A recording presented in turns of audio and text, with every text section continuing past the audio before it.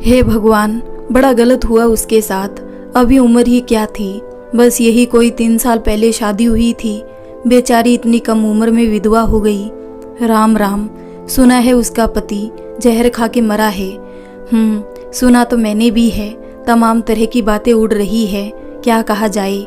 मुझे तो लगता है लड़की में ही कोई दोष होगा, वरना शादी के बाद कौन ऐसे जहर खाता है। ये बात करने वाली औरतें हैं नैन तारा की पड़ोसनी। नैन तारा कौन? नैन तारा हमारी इस कहानी की सबसे मुख्य पात्र यानी कि नायिका है। नैन तारा 26 साल की एक लड़की है जिसकी 3 साल पहले नीरज नाम के लड़के के साथ शादी हुई थी। शादी के समय सब सही था, पर फिर अचानक ऐसा क्या हुआ कि नीरज नैन तारा को यूं बीच मझधार में छोड़ गया। नैन तारा एक पढ़ी लिखी लड़की थी। जब उसकी शादी हुई तो उसने एमए में एडमिशन लिया था, पर शादी हो गई तो पढ़ाई छूट सी गई। बस वो और नीरज और उसका ससुराल यही रह गए उसके अपने। और आज जब नीरज नहीं है तो ऐसे में नैन तारा का क्या। नैन तारा की माँ आरती और पिता मोहन ऐसे अपनी बेटी को देख के तिल तिल मर रहे हैं। क्या सोचा था शादी होगी, बेटी सुखी रहेगी, पर क्या से क्या हो गया। मोहन और आरती के 4 बच्चे थे, 3 बेटियां और एक लड़का। सबसे बड़ी थी कुसुम, जिसकी शादी कर दी थी मोहन ने। फिर छोटी बेटी थी गंगा और मंझली थी नैन तारा। सबसे छोटा भाई था जो अभी पढ़ रहा था। मोहन की भी ऐसी कोई खास नौकरी नहीं थी कि वो सब कुछ अकेले संभाल पाए। खैर, जब से नीरज का अंतिम संस्कार हुआ उसके बाद से मोहन नैन तारा को घर ही ले आया था। नैन की तो आंखें बहते बहते झपकना ही भूल गई थी। हमारा समाज भी कैसा है ना, एक आदमी के जाते ही उसकी पत्नी को कोई अधिकार, कोई हक नहीं रह जाता। कल तक लाल साड़ी में घूमने वाली नैन से उसके ससुराल वालों ने जबरन उसके गहने कपड़े छीन के उनको आग लगा दी थी। आज के जमाने में भी औरतों की वही दशा है जो पहले थी। हाँ, थोड़ा बहुत लोग जागरूक हुए हैं, पर पुराने आदर्शों पर चलने वाले लोग अभी भी उस डर्रे पर सवार है। आरती अपनी बेटी का मुंह देख देख कर रो रही थी, जबकि मोहल्ले की औरतें अपने परपंच में जुटी थी। अपना दुख दुख और दूसरों का दुख पंचायत का टॉपिक। वाह, मोहल्ले के लोग नैन के दुख से दुखी नहीं थे, बल्कि इस बात की खोजबीन करना चाहते थे कि अब क्या, अब नैन का क्या होगा। नैन अपने ससुराल कब जाएगी, नैन के पति ने क्यों आत्महत्या की। ये सारी बातें आसपास के लोगों के लिए रहस्य बनी हुई थी, जिसका पता लगाने का जिम्मा कोई नहीं लेना चाहता था। पर ये जरूर चाहते थे सबकी जल्दी से पर्दा हटे और वो सच जान सके। नैन के पिता मोहन की छोटी सी कंपनी में अकाउंट्स का काम देखते थे, जिससे खाना खर्चा चल जाता था, साथ ही 2 बच्चों की पढ़ाई भी चल रही थी। पर अब नैन के घर आने से उनके ऊपर भी काफ़ी दबाव आ गया था। ऐसे समय में वो अपनी बेटी से कह तो कुछ नहीं सकते थे, पर उसके भविष्य की उन्हें भी काफ़ी चिंता थी। 7 दिनों तक नैन को किसी बात का होश नहीं था। उसकी तो जिंदगी ही मानो बर्बाद हो गई थी। अब क्या बचा था जानने और समझने के लिए। जिसके भरोसे वो अपना घर छोड़कर गई, वही उसे छोड़ गया, वो भी इस हाल में जिसका जिम्मेदार सब उसे ही मान रहे थे। नैन को ना खाने का होश था, ना सोने का, बस दिन रात आंसू बहाना ही उसकी जिंदगी बन चुकी थी। आरती अपनी बेटी की हालत देख काफी परेशान होती, पर कर भी क्या सकती थी वो। 26 साल में विधवा होना अपने आप में एक बहुत बड़ा पाप माना जाता है हमारे यहाँ। शादी के बाद एक लड़की की जिंदगी में पति के साथ ही खुशियाँ होती है, अगर वो ही नहीं तो जिंदगी में मान सम्मान और खुशियाँ भी नहीं। धीरे धीरे सब सामान्य हो गया था, पर नैन के लिए कुछ भी सामान्य नहीं था। पर जीना तो था ही, क्योंकि मरने वाले के साथ मरा नहीं जा सकता और यही संसार की रीत है। पर दुनिया आपको कभी भी जीने नहीं देती जब तक शादी ना हुई हो। शादी क्यों नहीं हुई, और शादी हो गई तो बच्चे क्यों नहीं हुए, उनको आपकी हर बात में घुसना ही है। भले फिर आपको उस बात की फिक्र हो ना हो, पर कह कह के आपको उस बात की फिक्र करवाई जाती है। अब कुछ ऐसा ही नैन के साथ होने वाला था। नीरज की आत्महत्या के लिए हर कोई नैन को ही दोषी मान रहा था। जरूर इसी की गलती होगी। नैन के ससुराल के लोगों ने भी पूरा का पूरा दोष नैन के माथे मढ़ दिया और अपने कर्तव्य से छुट्टी पा ली थी। लगभग 2 महीने बीत चुके थे। अब नैन को माँ बाप और भाई बहन के स्वभाव में भी अंतर दिखने लगा था। घर में उसके बारे में कोई कुछ नहीं पूछता था। आप अगर सुखी हो तो सब आपके सुख में शामिल होना चाहेंगे, पर आप अगर दुखी हो तो सब आपसे अपना दामन मोड़ लेंगे। नैन के दुख में अब दुखी रहने वाला कोई नहीं था। नैन खुद अब आंसू बहाते बहाते थक चुकी थी। क्यों रोए वो? उसके पति ने आत्महत्या की किसी और लड़की की खातिर जिससे वो प्यार करता था और शादी नहीं कर पाया। घर वालों के दबाव में आकर उसने नैन से शादी की, पर कभी पत्नी का दर्जा तक नहीं दिया। उस पति की विधवा बनकर रोना भी नैन को अब गवारा नहीं था। नैन ने देखा अब परिवार के लोग भी उससे कट रहे हैं। पहले जो माँ उसे देखते ही खुश हो जाती थी, अब वो उदास हो जाती है। भाई बहन अपनी पढ़ाई में रहते हैं, कोई बात भी नहीं पूछता। पिताजी को अलग चिंता है कि उसका बेड़ा कैसे पार होगा। नैन ने अपने को संभाला। अब वो और दुखिया बन के नहीं जी सकती। जिसने कभी पत्नी समझा ही नहीं, उसके लिए वो दिन रात नहीं रो सकती। नैन आज काफी दिन बाद शाम के समय अपने कमरे से बाहर आई और सबके साथ बरामदे में बैठ गई। तभी उसके भाई सूरज ने फोन में कोई जोक सुनाया, जिसे सुन नैन हंस पड़ी और उसी समय पड़ोस की माया आंटी आरती से मिलने आ गई। नैन को यूं हंसता देख उसके सीने पर सांप लौट गया, पर अपने मन को काबू कर वो अंदर आई। उनको देख के नैन अंदर जाने लगी तो माया ने आरती को सलाह दी, पति को मरे अभी बस 2 महीने हुए हैं। नैन ऐसे हंस रही है, ये सब भले घर की लड़कियों को शोभा नहीं देता। आरती ने मुंह झुका लिया पर कुछ नहीं बोला। माया के जाने के बाद आरती नैन के पास गई। नैन बेटी सो गई क्या? नहीं माँ। नैन अब तू पहले जैसे सुहागन नहीं रही। तुझे ऐसे सबके सामने मुंह खोल के हंसना नहीं चाहिए। नैन ने कुछ नहीं कहा, पर अपनी माँ के मुंह से ऐसी बातें सुनकर उसे बहुत बुरा लगा। माँ देख नैन, अब तू सुहागी नहीं है तो कुछ चीजों का ख्याल रखना पड़ेगा। समाज को भी मुंह दिखाना है, और फिर अभी तो गंगा की शादी भी करनी है। तेरे होते कौन उसे ब्याहेगा? मुझे तो गंगा की बड़ी चिंता हो रही है। न जाने तेरे पापा कैसे करेंगे अकेले। आरती चली गई थी, पर उसकी कही बातें एक एक करके नैन के दिमाग में घूम रही थी।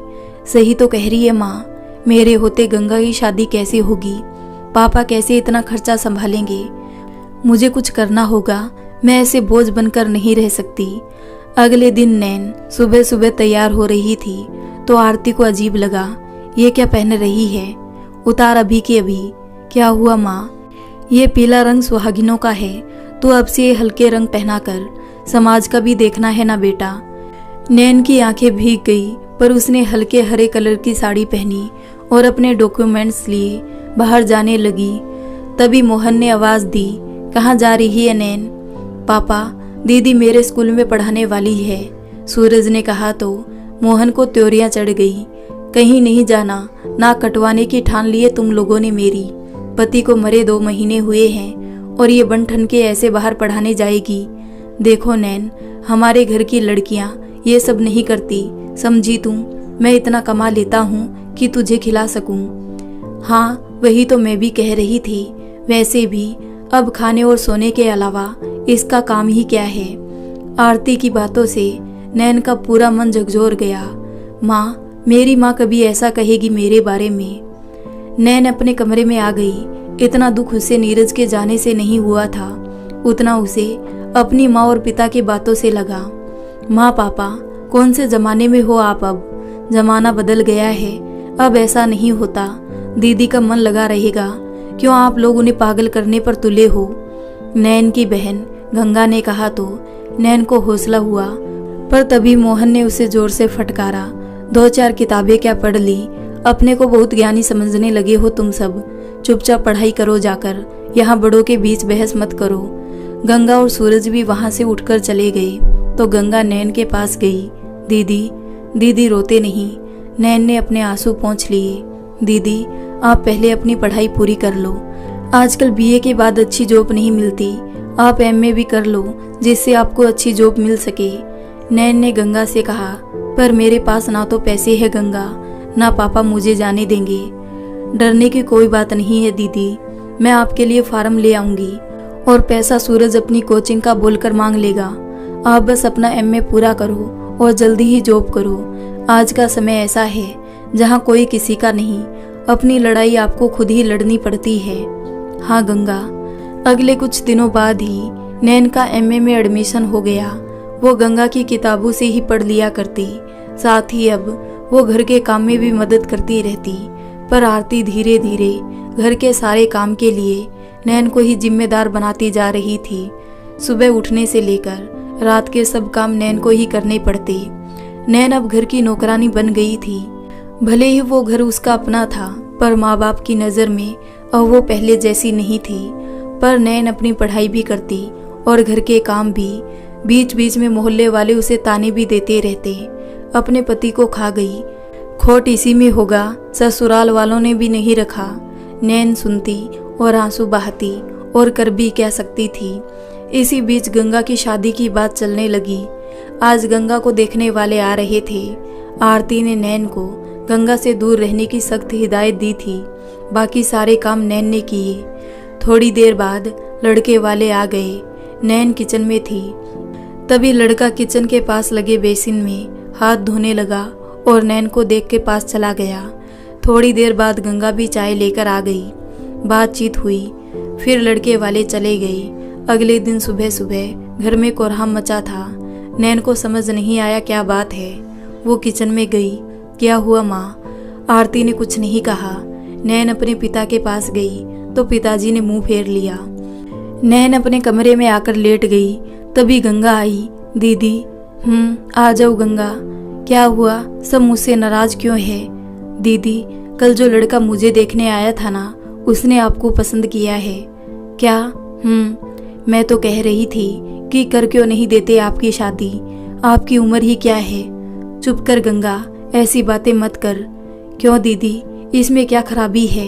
पत्नी के मरते पति दूसरी शादी करता है तब कोई कुछ नहीं कहता, फिर औरतों को ही क्यों?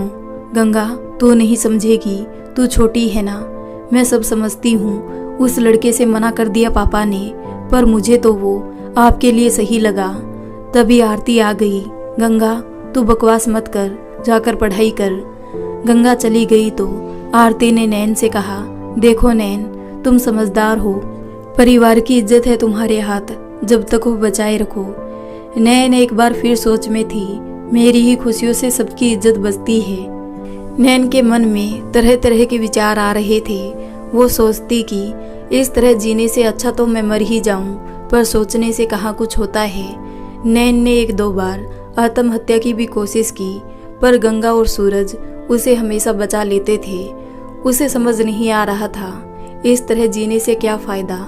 जब कोई मुझसे प्यार ही नहीं करता तो मेरे रहने न रहने से क्या फ़ायदा। इस तरह नैन ने किसी तरह छुप छुप कर एमए की पढ़ाई पूरी कर ली थी। अपने ही घर में नौकर की तरह रहना और अपने ही माँ बाप के सौतेले व्यवहार से वो तंग आ चुकी थी। उसी समय गंगा की शादी तय हो गई और घर में जश्न का माहौल बन गया था। पर नैन की जिंदगी में कोई बदलाव नहीं आया था, बल्कि अब जो होने वाला था वो और भी बुरा था। गंगा की शादी की तैयारियों में जो भी आता, नैन को ऐसे देखता मानो वो हंस के काम करके कुछ गलत कर रही है। हर कोई उसे यही उम्मीद रखता कि वो हंसे ना, बोले ना, लड़कों की तरफ ना देखे, और रिश्तेदारी के लड़कों को मना कर दिया जाता कि नैन से बात ना करे। इन सब बातों से नैन अंदर ही अंदर घुट रही थी। उसने तो कोई पाप नहीं किया था। जो भी हुआ था वो उसकी गलती नहीं थी, पर मरने वाले के साथ उसे क्यों इस तरह मारा जा रहा था। गंगा की शादी के दिन सब लोग तैयार होकर मैरिज हॉल की तरफ चले गए थे। घर में बस कुछ गांव की बूढ़ी औरतें थी। साथ ही आरती ने नैन को भी घर पर रुकने को बोला था। नैन को बहुत बुरा लगा था, पर अपनी माँ की बात वो कैसे टाल सकती थी। नैन तारा उस दिन अपने कमरे में बैठी कुछ काम कर रही थी। तभी उसे लगा कि नीचे किसी ने दरवाजा खटखटाया है। नैन नीचे गई तो सभी बूढ़ी औरतें गाना बजाना गा के सो गई थी और बाहर का दरवाजा कोई खटखटा रहा था। नैन ने जाकर दरवाजा खोला तो उसके जीजा जी कुसुम के पति विनोद खड़े थे और वो कुछ नशे में लग रहे थे। नैन ने उन्हें इस हालत में देखा तो उन्हें अंदर ले आई और उनके लिए पानी लेने किचन में गई। तभी विनोद ने उसे पीछे से पकड़ लिया। छोड़ो मुझे। नैन ने जोर से झटका देकर विनोद को धकेल दिया। अरे साली साहिबा, आप तो मेरी आधी घरवाली है। कैसे रहती हो तुम अभी से बिना किसी मर्द के? बुरा नहीं लगता जब अकेली सोती हो बिस्तर पर? एक मर्द की जरूरत तो तुम्हें भी होती होगी ना। क्या वहियात बातें कर रहे हैं आप जीजा जी? आप होश में नहीं है, चुपचाप निकल जाइए यहाँ से। पर विनोद ने उसके हाथ को कस के पकड़ लिया और उसे गले लगाने लगा। जब कोई रास्ता नहीं दिखा तो नैन ने अपने नाखून विनोद के गले में गाड़ दिए। वो बिलबिला के नैन को गालियां बकता हुआ नैन के बालों को पकड़ने दौड़ा, पर नैन भाग के कमरे में घुस गई और दरवाजा अंदर से बंद करके जमीन पर बैठकर जोर जोर से रोने लगी। ये सब क्या हो रहा है भगवान? इस शैतान की इतनी हिम्मत! नहीं नहीं नहीं। नैन को खुद से घिन आ रही थी। वो बाथरूम में जाकर नल खोलकर पानी पर पानी अपने ऊपर गिराने लगी। क्यों भगवान, मुझसे आपकी क्या दुश्मनी है? दुनिया के सारे दुख सिर्फ मेरी ही झोली में क्यों? मार ही डालो मुझे। नैन ने रोते बिलखते कहा, पर सुनने वाला कौन था वहाँ? रात कब बीती, घर वाले कब आए, गंगा की विदाई कब हुई, नैन को कुछ भी मालूम नहीं पड़ा। नैन की आंखें किसी के दरवाजे खटखटाने से खुली। दरवाजा आरती और उसकी माँ कुसुम जोर जोर से दरवाजा पीट रही थी। नैन ने जल्दी से दरवाजा खोला और चटाक एक जोरदार थप्पड़ नैन के मुंह पर कुसुम ने जड़ दिया। नैन कुछ कहती इससे पहले आरती ने उसके बाल पकड़ के कहा, कुछ तो लिहाज किया होता, वो तेरे बड़े जीजा है, बेशर्म कहीं की। मेरी बात तो सुनो माँ, मैंने कुछ नहीं कहा। तो क्या तेरे जीजा जी झूठ बोलेंगे? कुसुम ने दांत पीसते हुए कहा। हाँ, वो झूठ कह रहे हैं, मैंने उन पर कोई डोरे नहीं डाले। वाह वाह, अपनी गलती को मेरे पति पर मत डालो, समझी तुम नैन? तेरा तो साया ही खराब है। पहले अपने पति को खा गई और अब दूसरों के आदमियों पर नजर है तेरी। पहले गंगा की सगाई तुड़वाई और अब मेरा परिवार खराब करने पर तुली है। जाकर अपने पति से पूछो सच्चाई।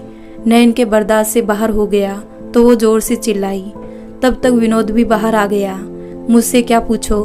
कल जब मैं वहाँ हॉल में था तब माँ जी ने ही मुझे घर से सामान लेने भेजा था। मैं कोई अपनी मर्जी से थोड़ी आया था। दामाद जी बिल्कुल सही कह रहे हैं माँ, मैंने कुछ नहीं किया। चुप कर करमजली, पहले अपने पति को खा गई, अब बहनों के पति पर डोरे डालते शर्म नहीं आती। अगर किसी ने नैन के कानों में पिघला शीशा भी डाल दिया होता तो नैन को इतना दर्द ना होता, पर उसकी अपनी माँ और बहन उस पर ऐसे आरोप लगा रही थी जो उसे बर्दाश्त करना असहनीय था। देख नैन, एक बात साफ साफ सुन ले, मेरे पति मुझसे बहुत खुश हैं। उन्हें बदनाम करने की कोशिश की तो मैं भूल जाऊंगी कि तू मेरी बहन है। चलो माँ यहाँ से। सब नैन के कमरे से बाहर निकल गए थे, पर यह हादसा नैन को अंदर तक तोड़ गया था।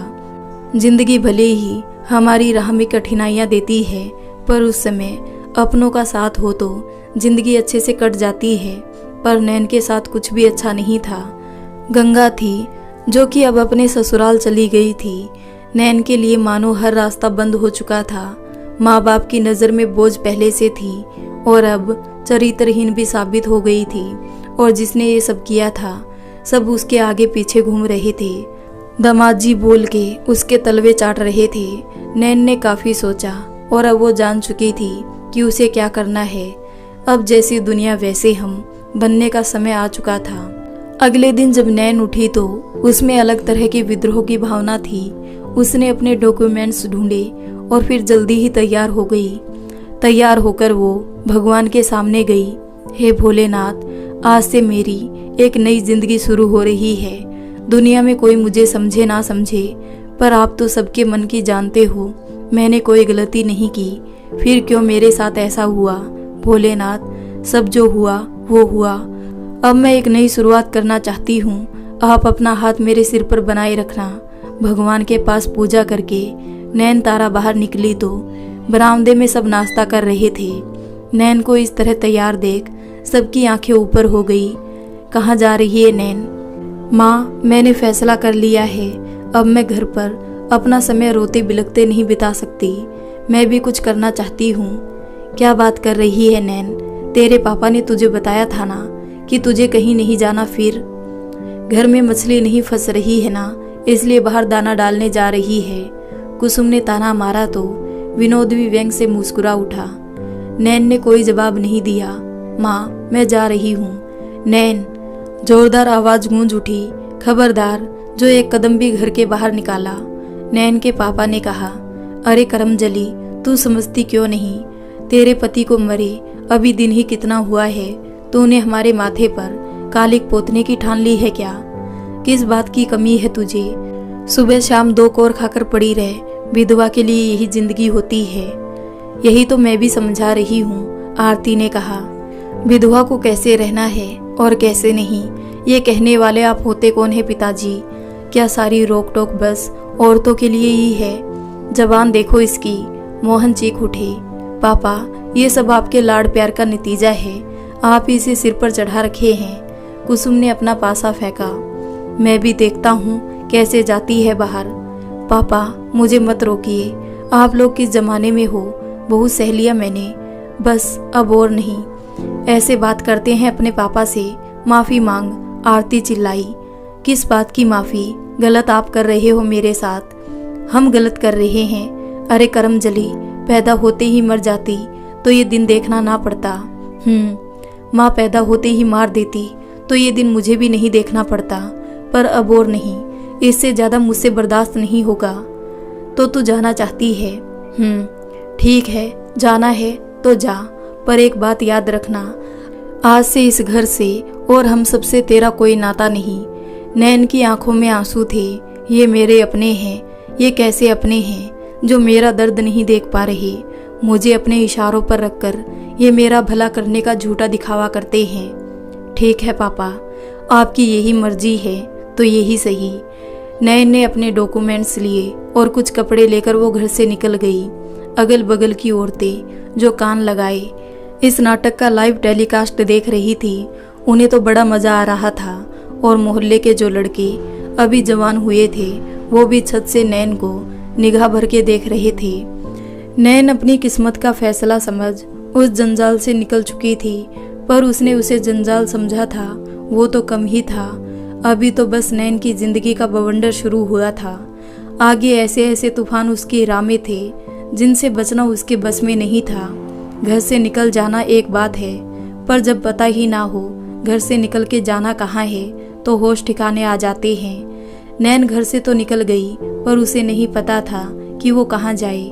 सबसे पहले उसे एक नौकरी की ज़रूरत थी, पर बड़े बड़े स्कूलों में डिग्री के साथ साथ अनुभव की भी ज़रूरत पड़ती है, और नैन के पास तो अभी कायदे की डिग्री भी नहीं थी। फिर भी अब जब बगावत कर ही ली तो डरना क्या। नैन सबसे पहले 1-2 स्कूल में गई, पर कहीं भी उसे अच्छी जॉब नहीं मिली। अभी वो स्कूल से बाहर निकल ही रही थी कि चपरासी ने उसे रोक लिया। मैडम, आप जॉब ढूंढ रही है? जी। तो आप ये लीजिए, यहाँ जाकर बात करिए, आपके लायक नौकरी मिल जाएगी आपको। नैन ने देखा वो किसी ऑफिस का पता था। नैन फटाफट उस ऑफिस वाली जगह पर पहुंच गई। वहाँ नैन को जॉब मिल गई। काम क्या था? बस एक रिसेप्शन की जॉब थी, जहाँ सज धज के खड़ा रहना था और लोगों को अपनी तरफ लुभाना था।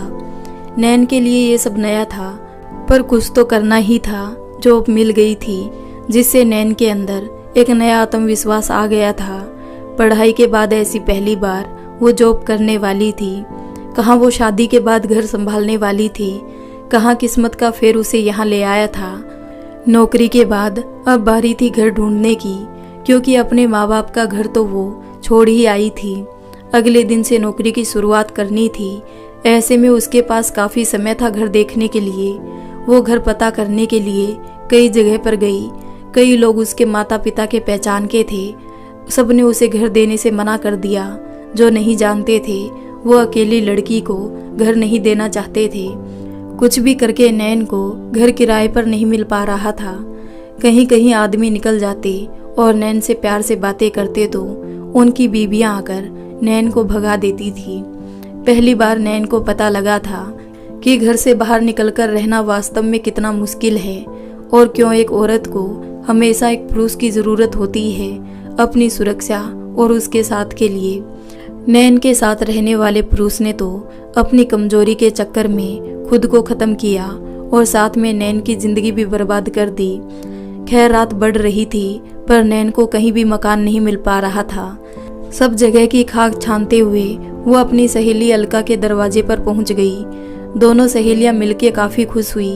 नैन की बात सुनकर अलका ने उसे अपने घर का एक कमरा किराए पर दे दिया। अलका घर में अपने पति और 2 बच्चों के साथ रहती थी। नैन को वहां रुकने में कोई दिक्कत भी नहीं हुई। वहीं उसने अपना सामान जमा लिया और नैन की खोज मकान की पूरी हो गई। मकान तो मिल गया था पर अब आगे जो जो कठिनाइयां आने वाली थी, नैन उन सबसे काफी अनजान थी। अलका ने नैन को अपने ही घर खाने को बोल दिया। साथ ही उसके दोनों बच्चों को पढ़ाने का काम भी अलका ने नैन को दे दिया। नैन खुश थी, उसके पास काम था। दिन रात रोने से कहीं अच्छा है कि काम में खुद को व्यस्त रखना। नैन ने अगले दिन से ऑफिस ज्वाइन कर लिया, जहां उसे लोगों को अपनी खूबसूरती से इम्प्रेस करना था, जिससे वो बार बार उस ऑफिस में आने के लिए मजबूर हो। नैन के लिए सब कुछ नया था। ऑफिस के मालिक मिस्टर जगताप मखीजा को नई नई खूबसूरत लड़कियां पसंद थी। उसकी कंपनी में ज़्यादातर स्टाफ लड़कियां ही थी। नैन पहले दिन साड़ी पहन के गई। नैन को देख के बाकी लड़कियां काफ़ी मजाक बनाने लगी थी उसका। पर्सनली मखीजा ने उसे अपने कैबिन में बुलाया और अगले दिन से कुछ अच्छा पहन के आने को कहा, जैसे बाकी लड़कियां पहनती थी। नैन को दुनियादारी की कोई खास समझ नहीं थी। वो बस उतना ही जानती थी जितना उसके घर वालों ने बताया। अब जब वो बाहरी लोगों के संपर्क में आई तो उसे कुछ पता ही नहीं था कि क्या करना सही है और क्या गलत। नैन ने मखीजा की बात मान ली। उस दिन तो जैसे तैसे उसने ऑफिस में काम किया, पर आने जाने वालों की नज़र और टपकती लार देख के उसे खुद से ही घिन आ रही थी। घर पर तो सिर्फ एक आदमी मिला था, यहाँ तो हर दूसरा आदमी उसी तरह का है। किसी तरह नैन ने अपना काम सीखा और वापस अपने किराए के कमरे में आ गई। अलका उसे चाय देने आई तो पूछने लगी क्या क्या काम रहता है। नैन ने उसे जो काम था ठीक ठीक बता दिया। नैन के काम की बात सुनकर अलका के मन में एक गांठ पड़ गई। भले घर की लड़की कही जाने वाली नैन के लिए अलका के मन में अब मानो जहर घुल गया था। ये अच्छा था कि अलका का पति रमन वहाँ नहीं रहता था। वो कभी कभी घर आता था। मार्केटिंग में काम करने के चलते वो पूरा समय घर पे नहीं रहता था। अभी अलका ने नैन से कुछ कहा तो नहीं, पर मन ही मन उसे भगाने के बारे में सोचने लगी थी। दिन बीत रहे थे। नैन अब ऑफिस जाती तो कभी जींस कुर्ती, कभी जींस टॉप, कभी जींस शॉर्ट भी पहन लिया करती। ऑफिस का काम तो ठीक था, मखीजा ने या किसी ने कोई ऐसी वैसी हरकत नहीं की थी। नैन अलका के बच्चों को भी पढ़ाया करती थी। कुल मिला के नैन की जिंदगी पटरी पर आ गई थी। नैन जब जाती तो मोहल्ले के लोग उसे घूर घूर कर देखते। अगर थोड़ी सी भी रात हो जाती तो लोगों का शक बढ़ जाता कि जरूर ये कोई गलत काम करती होगी।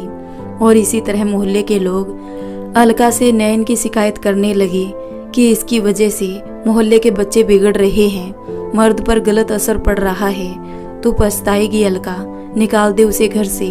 पर अलका कुछ सोचती फिर नैन से कुछ ना कहती। ऐसे ही दिन बीत रहे थे। आज नैन को उसकी पहली तनख्वाह मिली थी। वो बहुत खुश थी। घर आई तो अलका नहीं थी। उसने बच्चों को चॉकलेट दी, फिर किचन में जाकर चाय बनाने लगी। तभी पीछे से किसी ने आकर उसे पकड़ लिया। छोड़ो मुझे। ये रमन था। रमन भी चौंक गया। तुम कौन हो तुम? तभी अलका किचन में आ गई। क्या हो रहा है यहाँ? आप दोनों यहाँ इस तरह? हम लोग कुछ नहीं कर रहे हैं अलका, तुम गलत मत समझो। वो तो दिख ही रहा है। अलका ने कहा कुछ नहीं, पर साफ दिख रहा था कि उसके अंदर कितनी नफरत है। अलका ने रमन को नैन के बारे में सब कुछ बताया और फिर नैन के पास जाकर बोली, देखो नैन, इतने दिन मैंने तुम्हें अपने साथ रखा, पर समाज को तुम जानती ही हो। मैं अब और तुम्हें यहाँ नहीं रख सकती। तुम अभी की अभी ये घर छोड़ के चली जाओ। कहाँ नैन ने सोचा था आज वो सबके साथ अपनी खुशियाँ बांटेगी, और कहाँ ये सब। नैन की आंखों में आंसू थे, पर उसने कुछ नहीं कहा। जब अपनों ने दुत्कार दिया तो ये तो फिर भी। उसने अपना सामान लिया, फिर अलका के पास गई जहाँ रमन भी था। सॉरी नैन तारा, मुझे लगा वहाँ अलका है, सिर्फ इसी वजह से। कोई बात नहीं भैया। अलका ने उसकी तरफ देखा तक नहीं। बच्चे आकर नैन से चिपक गए। नैन ने किराए के पैसे अलका को दिए और अपने सामान लेकर निकल गई। बिना जाने कि अब कहाँ जाना है, नैन अपना सामान लेकर एक सस्ते होटल में चली गई। होटल रूम में अपना सामान रख के वो बिस्तर पर लेट गई। उसे हल्की भूख लगी थी तो उसने अपने लिए एक कॉफ़ी और कुछ खाने के लिए मंगा लिया। वहीं खा के वो सो गई। रात 12 बजे जोर जोर से किसी ने दरवाज़ा खटखटाना शुरू किया तो नैन की डर से हालत खराब हो गई। उसने उठ के दरवाज़ा खोला तो बाहर पुलिस खड़ी थी। पकड़ो इसे। पर मैंने किया क्या है? साली कुतिया, यहाँ देह व्यापार करते शर्म नहीं आती? बोल रही है मैंने किया क्या है? ले चलो इसे। नैन ने देखा उसकी तरह 10-15 लड़के लड़कियों को पुलिस की गाड़ी में बैठाया जा रहा है। चिल्लाने या कुछ भी बोलने पर पुलिस कुछ सुनने वाली नहीं थी। नैन अब एक धंधे वाली की हैसियत से पुलिस स्टेशन में बैठी थी। सब बैठ जाओ और तब तक यहीं सड़ो जब तक कोई आ नहीं जाता जमानत के लिए। क्या साहब, हमारी जमानत कौन करेगा? कुछ ले देकर जाने दो ना। साली पुलिस को रिश्वत देगी। लेडी कांस्टेबल ने लड़की को एक चांटा जड़ दिया। नैन चुपचाप खुद में सिमटी बैठी थी। क्या जमाना आ गया है, अब भले घर की लड़कियां भी ये सब करने लगी है। क्या रे, तू कहाँ से इस धंधे में आ गई? नैन ने कोई जवाब नहीं दिया। सभी लड़कियों को एक साथ हवालात में बंद कर दिया। वहाँ की मलमूत्र की बदबू और उन धंधे वालियों की बातें सुनकर नैन को मरने का जी चाह रहा था। अपनी आंखों में आंसू समेटे वो भगवान से मौत मांग रही थी।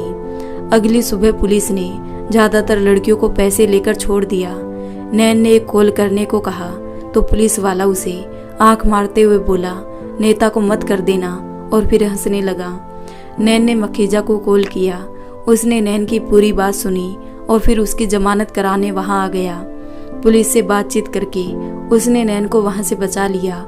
होटल सील था पर वहां नैन का सामान था। वो लेकर मखीजा नैन को अपने फार्म हाउस पर ले आया। इधर सुबह के पेपर में जो खबर छपी थी वह नैन के पापा ने भी पढ़ी। घर पर उन्होंने सबके सामने नैन की फोटो पर माला चढ़ा दी। गुस्से में आरती भी उन्हें नहीं समझा पा रही थी। बस ये लड़की मेरे लिए अब हमेशा के लिए मर गई, चरित्रहीन। पैदा होते ही मर क्यों नहीं गई थी? कुल का नाम डुबो दिया इसने, करमजली। नैन का रोते रोते बुरा हाल था। मखीजा उसे रहने की जगह दे रहा था, इसलिए अब उसकी बात मानना भी नैन के लिए जरूरी था। देखो नैन तारा, जो कुछ भी हुआ है उससे अब तुम पहले की तरह काम तो कर नहीं सकती। हर जगह थू थू हो रही है तुम्हारे नाम की। अब या तो तुम ये शहर छोड़ दो या फिर, नैन ने उसकी तरफ देखा, या फिर मुझसे शादी कर लो। मैं तुम्हें घर, पैसा सब कुछ दूंगा। पर आपकी तो बीबी है ना।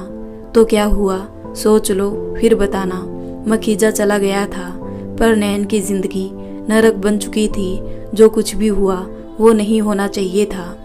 मखीजा के जाने के बाद नैन खूब रोई। जिस वजह से उसने अपना घर छोड़ दिया, जिस वजह से लोग उसके चरित्र पर उंगली उठा रहे हैं, सब कुछ याद करके उसने अपनी जिंदगी के बारे में सोचा। अभी उम्र ही क्या थी उसकी, ढंग से 30 की भी नहीं हुई थी। ऐसे में अपने से 20 साल बड़े मखीजा से शादी करने का वो सोच भी नहीं सकती थी। नैन के लिए एक एक पल अब भारी हो रहा था। मखीजा के पास पैसा था, घर था, इज्जत थी, पर वो आदमी मेरा पति बनने लायक तो बिल्कुल नहीं है। नहीं, मैं इस तरह कमज़ोर नहीं पड़ सकती। जो भी हो जाए मुझे हालातों से लड़ना ही पड़ेगा। नैन ने उठ के पहले फार्म हाउस का मुआयना किया। बड़ा सा फार्म, किनारे खेत थे खाली खाली से। बाहर एक गार्ड था और पूरा घर खाली था। नैन ने एक बार फिर अंधे कुएं में छलांग लगाने की ठान ली थी। उसने सोच लिया था वो अपनी इज्जत इस तरह मखीजा के सामने उतरने नहीं दे सकती। लोग जो सोचते हैं सोचे, जब उसने कुछ किया ही नहीं तो अपनी नज़रों में हमेशा के लिए गिरने से अच्छा जब तक जीना है लड़के जिए। एक नए विश्वास से नैन जगमगा गई थी। उसने फौरन अपना बैग खोला, बस 2-4 कपड़े एक पर्स में भरे और अपना आईडी और ज़रूरी डॉक्यूमेंट्स रखे। जब पैसों को ढूंढना शुरू किया तो वहाँ उसकी सैलरी का 1 रुपया नहीं था। अब तक जिन रुपयों के बल वो यहाँ से जाने को तैयार थी वही गायब थे। नैन ने सारा सामान वहीं फेंक दिया, बस जरूरी चीजें रखी। उसे जोरों की भूख लगी थी, पर अब किया क्या जाए। वो मखीजा के फार्म हाउस के किचन में गई। वहाँ कुछ बिस्किट के पैकेट थे। जल्दी से नैन ने एक बिस्किट का पैकेट खोला और खाना शुरू कर दिया, मानो जन्मों की भूखी हो। बिस्किट खा के उसने पानी पिया और एक बोतल पानी भर के अपने पास रख लिया और बचे हुए बिस्किट भी उसने अपने पर्स में ठूस लिए। वो किचन में कुछ और ढूंढती, तब तक किसी के आने की आहट हुई। नैन छुप गई। गार्ड अंदर कुछ चेक करने आया था। नैन को लगा कहीं मखीजा ने तो उसके ऊपर नजर रखने के लिए ऐसा तो नहीं किया। नैन झटपट वहां से उठी और बाहर निकल आई। ना रास्ता मालूम, ना ये पता कि कहाँ जाना है। वो जोरों से भाग रही थी, मानो वो सीधे अपने गंतव्य पर जाकर रुकेगी। लोगों से पूछती हुई वो स्टेशन पहुंच गई।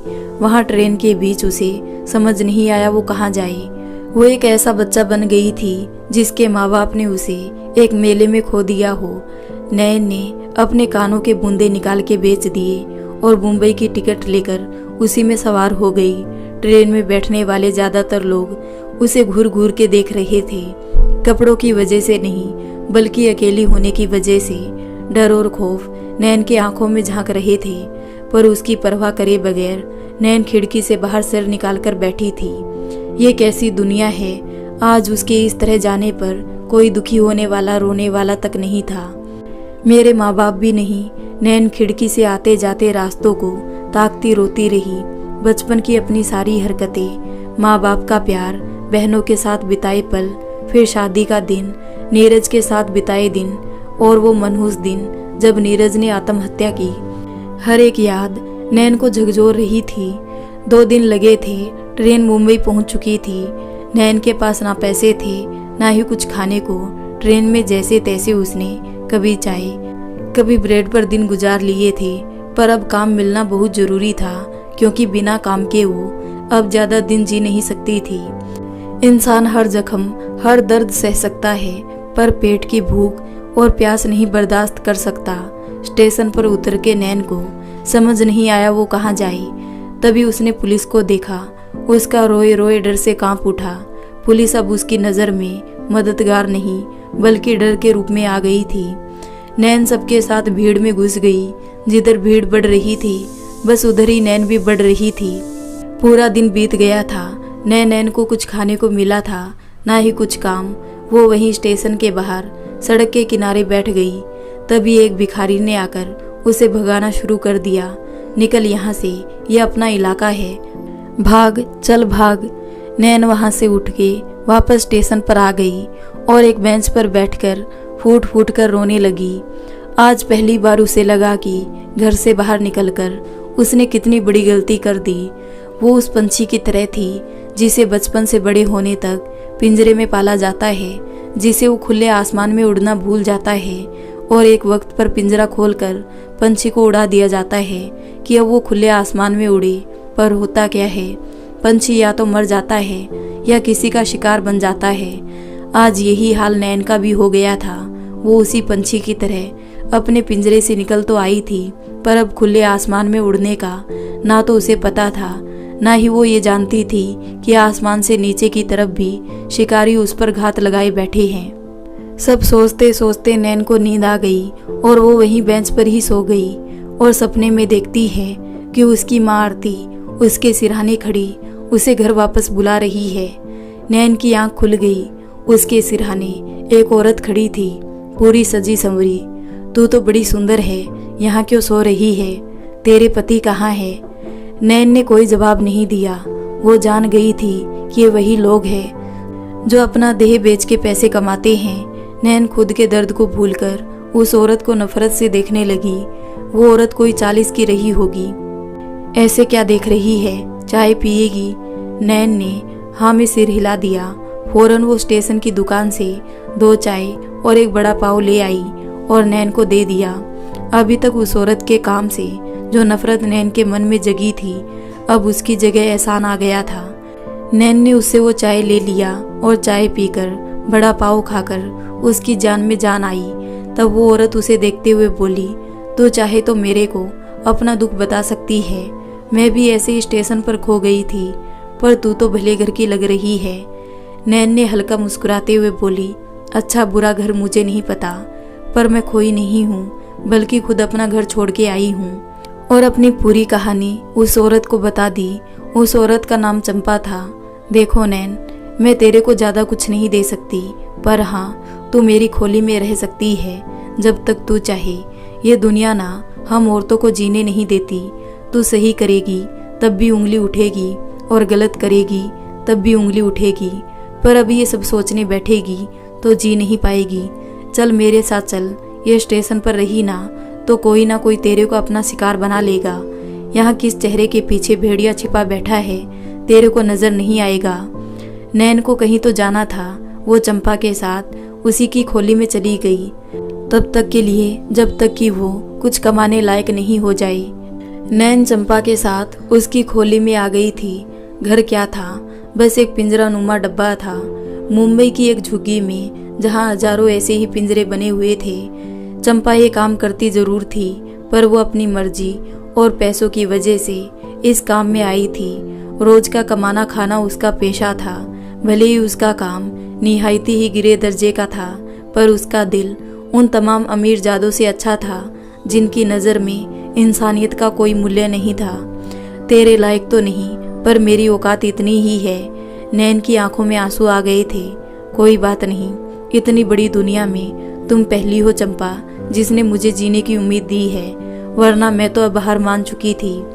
तुम परेशान मत हो, यहाँ रहो जब तक रहना चाहो। नैन की जिंदगी अब एक नए डरे पर आ गई थी। अगले दिन से नैन ने एक नई दुनिया को देखा था, जिसमें उसकी जिंदगी का दर्द कुछ भी नहीं था। आसपास की ज्यादातर औरतें गरीब और लाचारी में अपनी जिंदगी काट रही थी। पति से रोज मार खाना, दो दो रोटियों के लिए सिग्नल पर भीख मांगना। यहाँ की जिंदगी नैन के लिए आंख खोलने वाली थी कि उसने जो सहा उससे ज्यादा दर्द फैला है इस दुनिया में। कुछ औरतें चंपा की ही तरह देह व्यापार करती थी। जब खाने को दो कौर भोजन और पीने को पानी ना हो तो इंसान सब कुछ बेच सकता है, फिर चाहे वो अपनी देह ही क्यों ना हो। चंपा के साथ रहते नैन को 2 दिन बीत गए थे। रात के वक्त चंपा बाहर चली जाती और सुबह आती। जब आती तो घर के लिए राशन लाती। चंपा ने एक बार भी नैन को कुछ बुरा भला नहीं बोला था, पर आसपास के आदमी नैन को खा जाने वाली नज़र से देखते।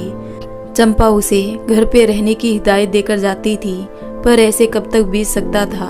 आज नैन ने फैसला किया कि वो अपनी डिग्री के बलबूते कुछ करेगी। क्या फ़ायदा इतना पढ़ लिख के जब वो अपनी पढ़ाई से कुछ कमा ही ना पाए। पर मुंबई जैसे महानगर में नौकरी ढूंढना इतना भी आसान नहीं था।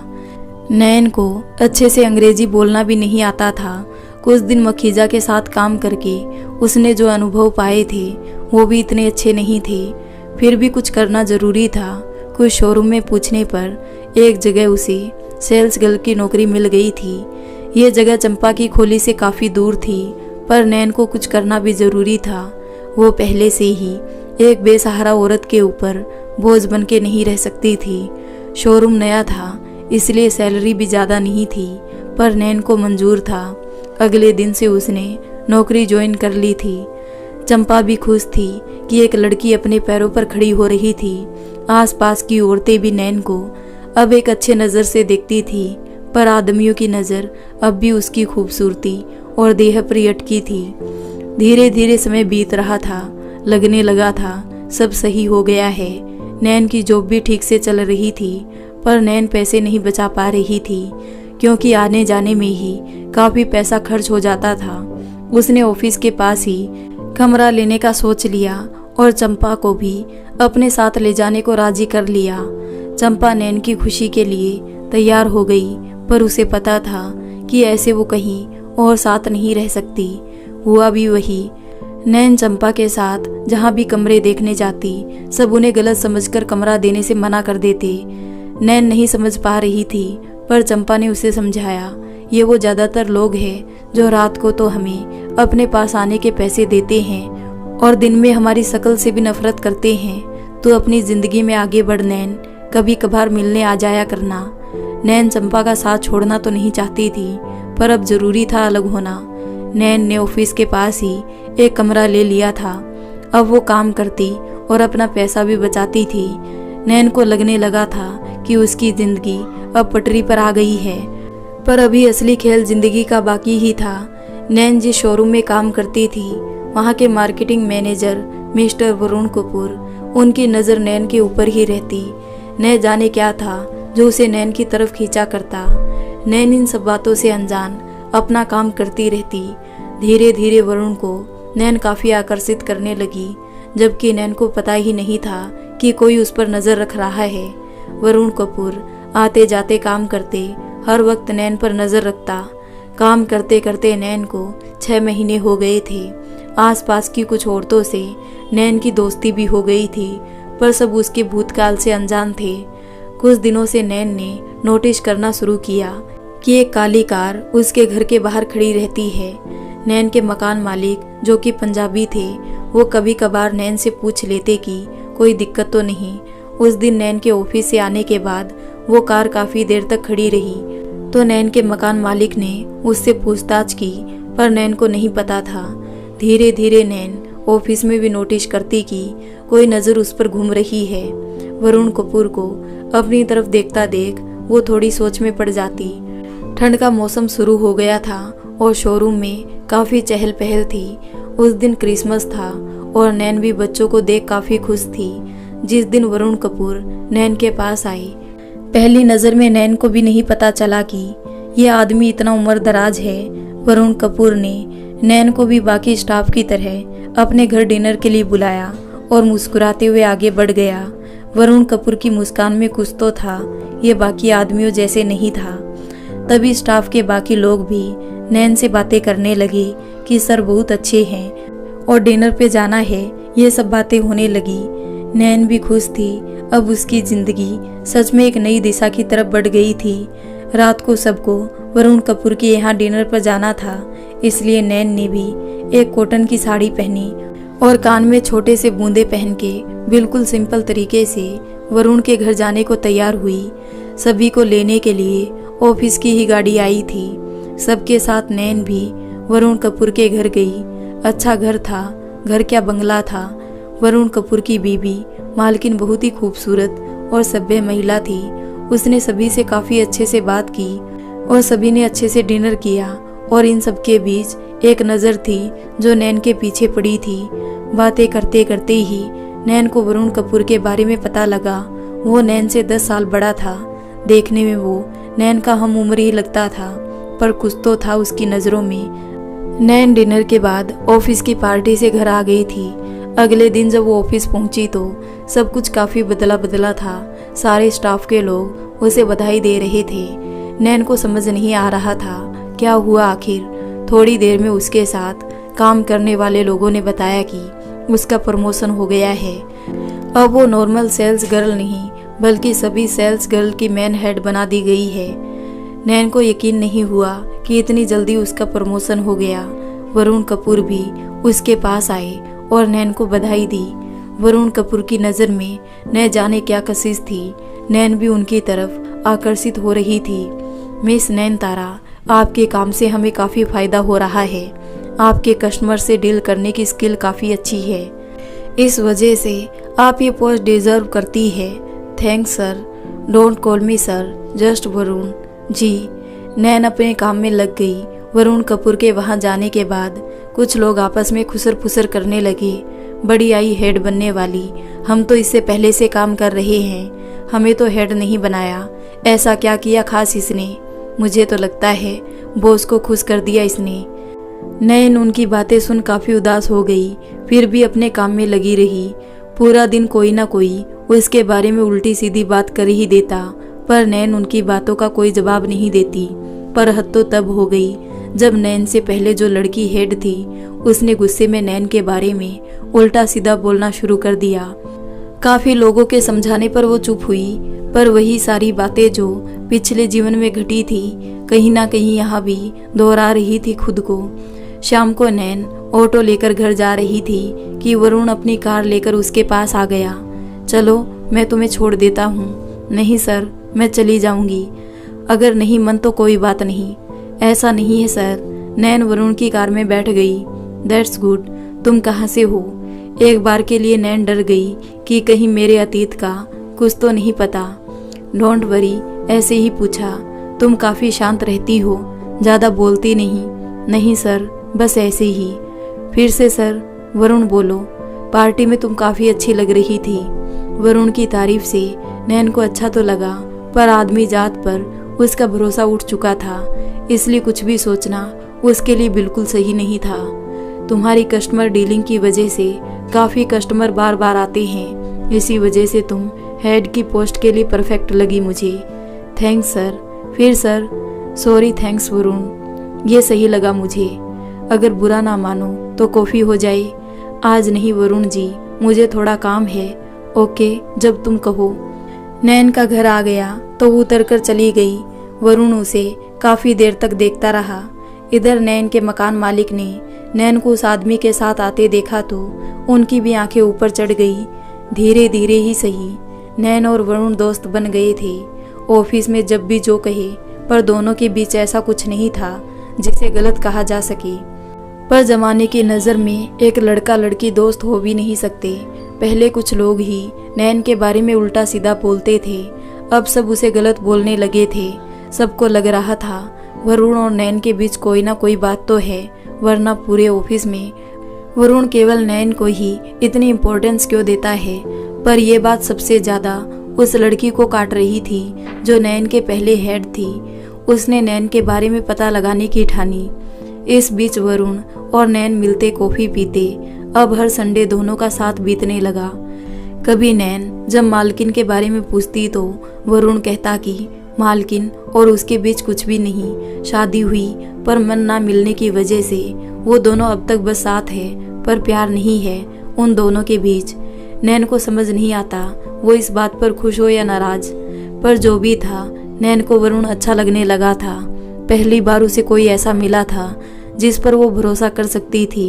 इधर नैन के ऑफिस की नैन पर नज़र भी रखती, साथ ही साथ वरुण और नैन की तस्वीरें भी निकालती जिससे वो बदनाम कर सके। 2 महीने निकल गए थे। नैन की लाइफ काफ़ी अच्छी हो गई थी। एक घर था, जॉब थी, चंपा थी उसकी सबसे अच्छी दोस्त, और अब वरुण भी था। नैन को लगता कि वरुण कितना अच्छा है और कितना गलत हुआ उसके साथ। उसकी बीवी है पर दोनों के बीच प्यार नहीं। दुनिया में सब इतना अजीब क्यों है। पर अब नैन और वरुण एक दूसरे के साथ थे। नैन की तरफ से ये दोस्ती थी, पर वरुण की नज़र में न जाने क्या था। धीरे धीरे दोनों की दोस्ती इतनी गहरी हो गई थी कि अब वरुण नैन के घर भी जाने लगा था। यूं तो दोनों के बीच दोस्ती का ही नाता था, पर वरुण की आंखों में नैन को अपने लिए प्यार नजर आता था। पर एक अकेली औरत की जिंदगी में सब कुछ इतना अच्छा नॉर्मल हो ही नहीं सकता। फिर जब वो विधवा हो और इतने सारे पड़ाव से गुजरी हो, और वो मनहूस दिन आ ही गया। आज संडे था और हर बार की तरह वरुण नैन के साथ उसके घर गया था। चाय नाश्ते के बाद बातचीत करते करते वरुण ने नैन को इधर उधर छूने की कोशिश की। नैन जब तक कुछ समझती तब तक वरुण उसकी तरफ झपट पड़ा था। नैन ने आओ देखा ना ताओ, बस भाग के गेट खोला और बाहर निकली तो बाहर मालकिन खड़ी थी। नैन को यूं बदहवास देख और अंदर पीछे की तरफ वरुण को देख वो आग बबूला हो गई। आप क्यों मुझे एक्सपेक्ट नहीं किया था तुमने? यहाँ आने का हक सिर्फ मेरे पति को ही दिया है। ये कहते कहते मालकिन घर के अंदर घुस आई। शर्म नहीं आई तुम दोनों को यहाँ ऐसे रंग रलिया मनाते हुए? वरुण तुम्हें एक बार भी मेरा और बच्चे का ख्याल नहीं आया? बच्चे नैन के लिए एक झटका था। हम दोनों ने जब भाग के शादी की थी तब मैंने कभी भी ये नहीं सोचा था कि तुम ऐसा करोगे। आप दोनों की लव मैरिज। एक और झटका लगा नैन को। इस धंधे वाली के लिए मुझे धोखा दिया। जबान को लगाम दीजिए मालकिन जी, आपकी हिम्मत। तभी मालकिन ने वो न्यूज़पेपर दिखाया जिसमें नैन के पुलिस स्टेशन में पकड़े जाने की बात लिखी थी। जो तुम हो मैंने वही बताया, समझी? मेरी अच्छाई है कि पुलिस को अब तक नहीं बताया। तुम्हारे मकान मालिक को तुम्हारी अच्छाई का सबूत दे दिया है। मालकिन वरुण की तरफ बढ़ती कि वो मालकिन के पैर में गिर गया और माफ़ी मांगने लगा। मालकिन ने उसे माफ़ कर दिया और बाहर निकल गई। वरुण भी जाने लगा और जाते जाते उसने नैन से कहा, छी, धंधे वाली होकर नाटक करती है। ये नैन के लिए सबसे बड़ा झटका था। जिस पर भरोसा किया, अपना समझा, उसने इस तरह का जाल बुना मेरे लिए। नैन का दिल अब दुनिया से फट चुका था। थोड़ी देर में मकान मालिक ने भी उसे धक्के मार के घर से निकाल दिया। पड़ोस भी उसे अजीब नजरों से देख रहे थे। एक बार फिर जहां से उसने शुरू किया था वहीं उसे जगह आ गई थी, पर अब बर्दाश्त की इंतहा थी। नैन ने अब आत्महत्या का फैसला कर लिया था। दुख दुख और दुख, अब बस बहुत हो गया। जब ये जिंदगी ही नहीं रहेगी तो दुख कहाँ से आएगा। नैन बिना कुछ सोचे मुंबई की सड़कों पर बदहवस बढ़ गई। आने जाने वाली गाड़ियां हॉर्न मार के रास्ता बदल देती, पर जो मरने ही गया हो उसे मौत से क्या डर। पर मरना क्या इतना आसान है। नैन वरुण दोबारा किए गए छल से बहुत ज्यादा हताश हो गई थी और आंखों से गिरते आंसू जो उसकी जिंदगी का दर्द बयां कर रहे थे। तभी एक जोरदार टक्कर और नैन वहीं सड़क पर बेहोश हो गई। रात से अगला दिन आ गया। नैन ने अपनी आंखें खोली। खूब सुंदर सा घर, आलीशान सा, हर तरफ हीरोइंस की फोटो लगी थी। नैन ने उठने की कोशिश की तो हाथ में दर्द हुआ। लेटी रही है मोहतरमा। एक 30-32 साल का आदमी जो काफी रईस लग रहा था, हाथ में कॉफी मग लेकर नैन के पास रखी कुर्सी पर बैठ जाता है। आप, मैं यहाँ। दिमाग पर ज्यादा जोर मत दीजिए, बस इतना समझ लीजिए कि आप जिस इरादे से बदहवस होकर सड़क पर निकली थी वो हुआ नहीं। आपको कैसे पता? अरे, हम इंसान की उम्र और शक्ल देख के अंदाजा लगा लेते हैं। वैसे जनाब को कबीर खन्ना कहते हैं। और क्या मैं जान सकता हूँ आप मरने के लिए इतनी उत्साहित क्यों थी? नैन ने कुछ नहीं कहा। एक बार फिर एक आदमी उसके सामने था। नैन कुछ कहती इससे पहले ही एक नैन की ही हम उम्र औरत कमरे में आई। कुछ बताया इन्होंने कबीर? नहीं डोली, अभी तक तो कुछ नहीं। तुम ही पूछो, शायद तुम्हें कुछ बता दे। नैन उठ बैठी। वो औरत डोली काफी गहरे रंग की औरत थी। उसने आकर नैन को उठने में मदद की और नैन को कॉफी देते हुए बोली, तुम कल रात हमारी कार से टकरा गई थी। मैं और कबीर, हम दोनों भाई बहन हैं। कल हम जब अपने काम से आ रहे थे तभी वापसी में तुम मिल गई।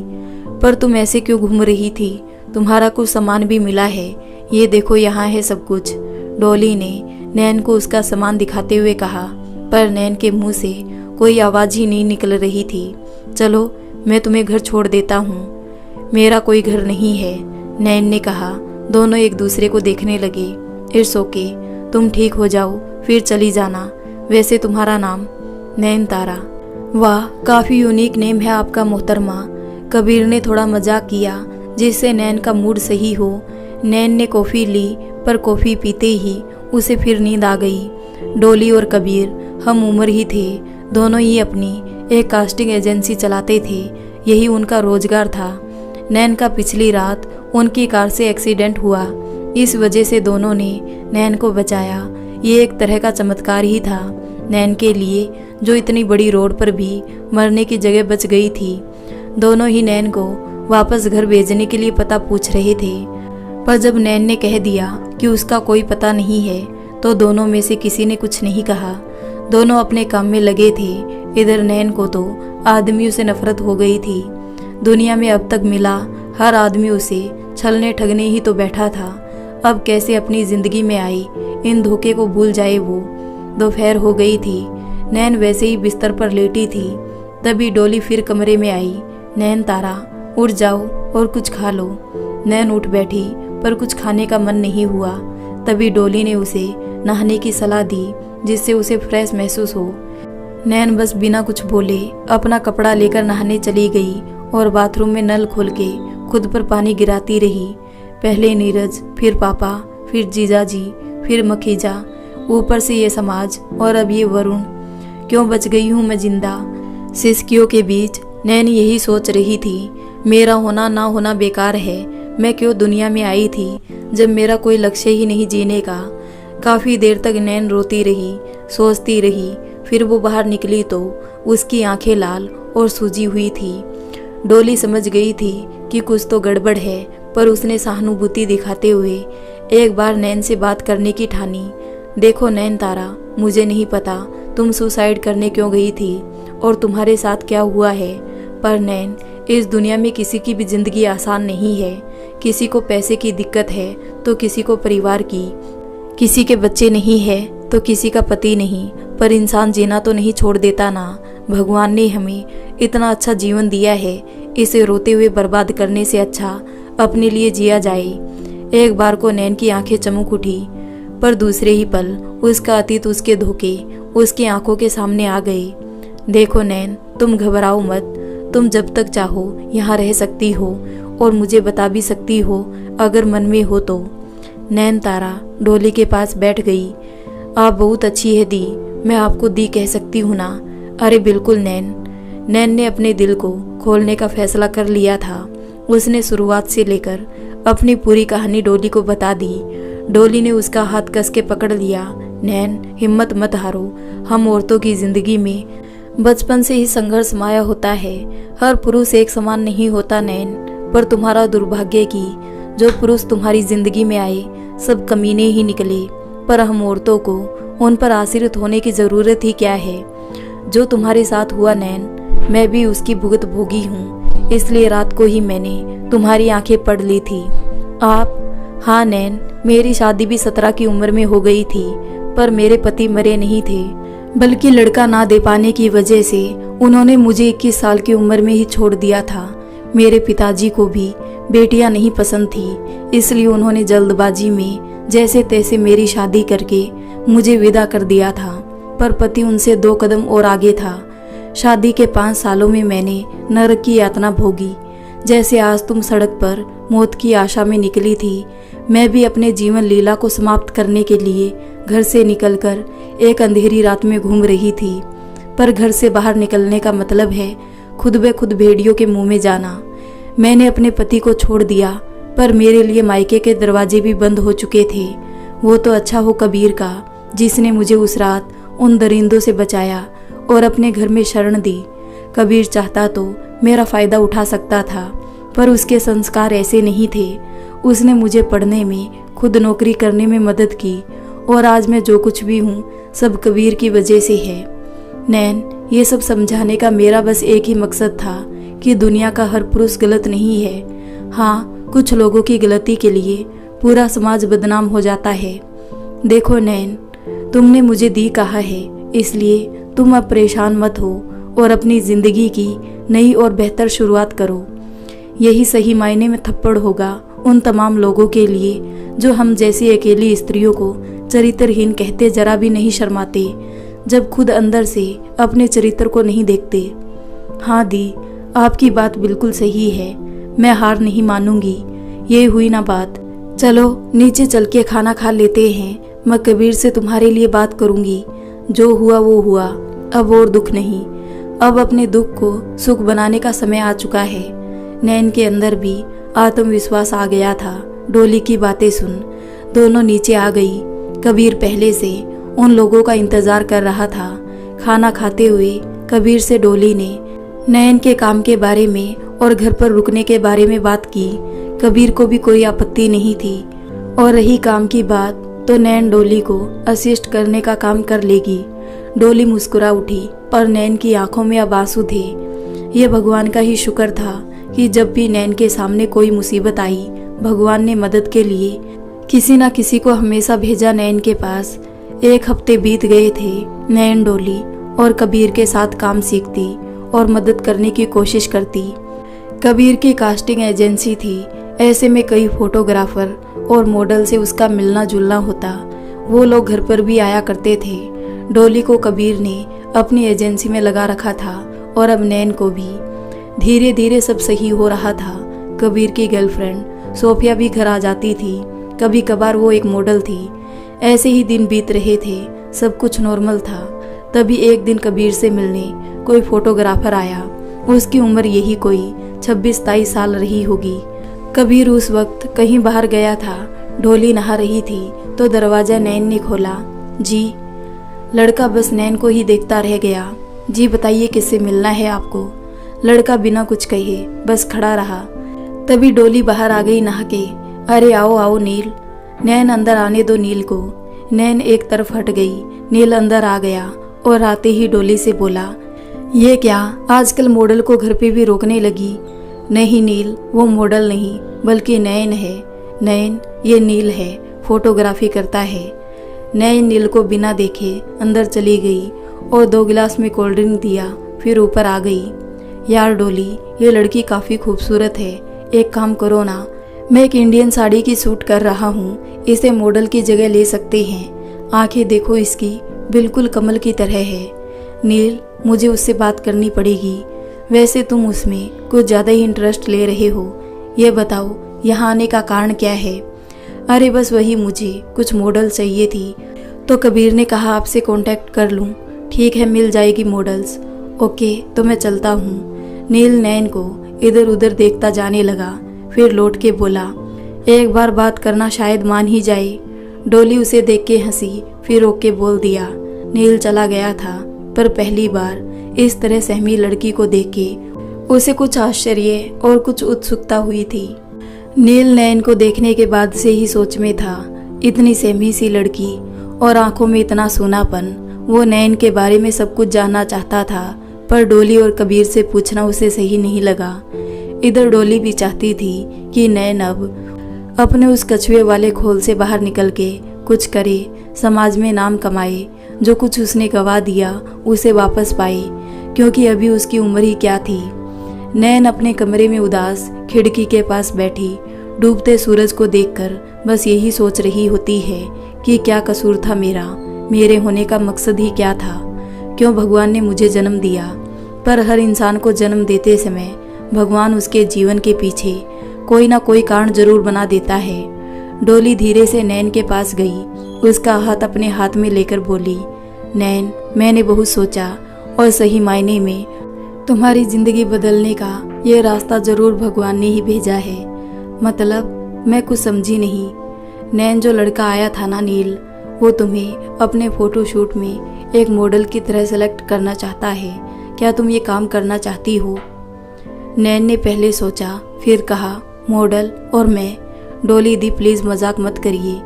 नहीं नैन, मैं मजाक नहीं कर रही। डोली ने नील की पूरी बात उसे बता दी। नैन ने मना कर दिया, नहीं दीदी, मेरा परिवार पहले ही मेरे ऊपर लगे इल्जामों से परेशान है, कहीं ये सब और खराब ना कर दे सब कुछ। नैन, कब तक यूँ डर डर के जियोगी? जीना ही है तो अब इन मर्दों की दुनिया में शान से जियो। इन्हें अपनी उंगली पर नचा के दिखा दो कि हम औरतें अपने पर आ जाए ना, तो हमारे लिए कुछ भी नामुमकिन नहीं। पर दी, परवर नहीं नैन, नील को मैं शाम को बुला रही हूँ, एक नई शुरुआत तो करो, हो सकता है ये भगवान का ही एक इशारा हो। नैन यूं ही सोच में डूबी रही। शाम को कबीर आ गया। डोली ने उसे सारी बात बता दी। वो दोनों काफ़ी खुश थे। नील को भी रात में डोली ने डिनर पर बुला लिया था। नील को भी मौका मिल गया था नैन के बारे में जानने का, पर नैन अभी भी किसी अनजान पर विश्वास नहीं करना चाहती थी।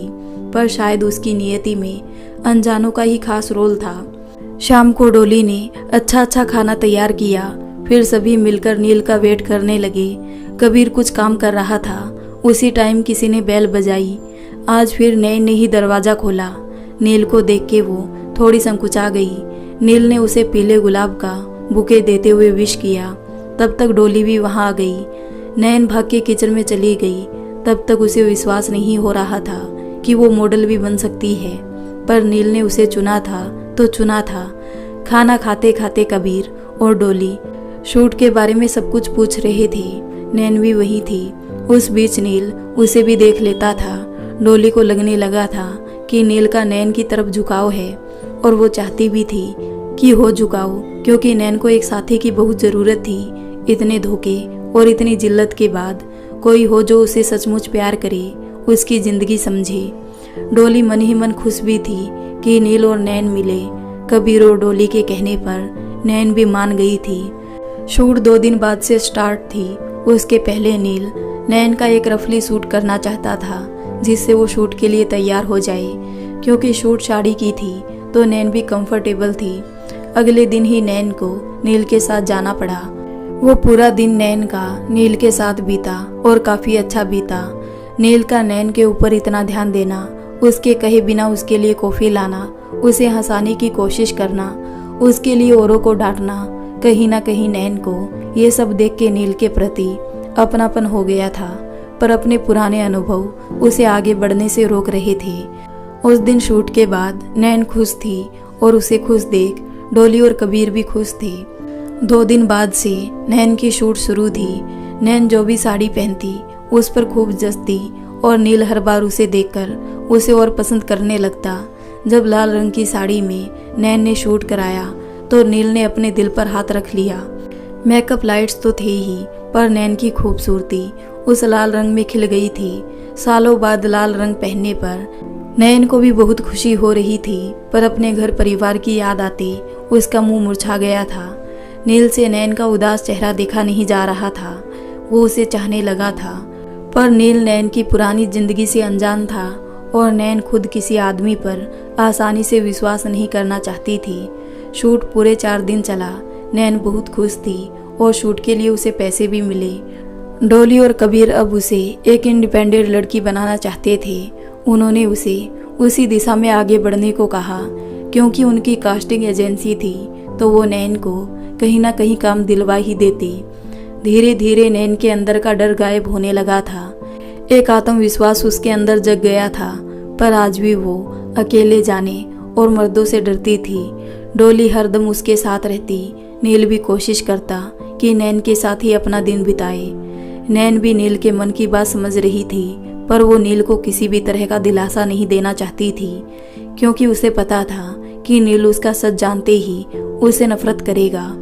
ये सोच के उसे दुख भी होता, पर नील जैसा अच्छा लड़का उसके लिए अपनी जिंदगी ना बर्बाद कर ले, यही सोच वो कुछ नहीं कहती।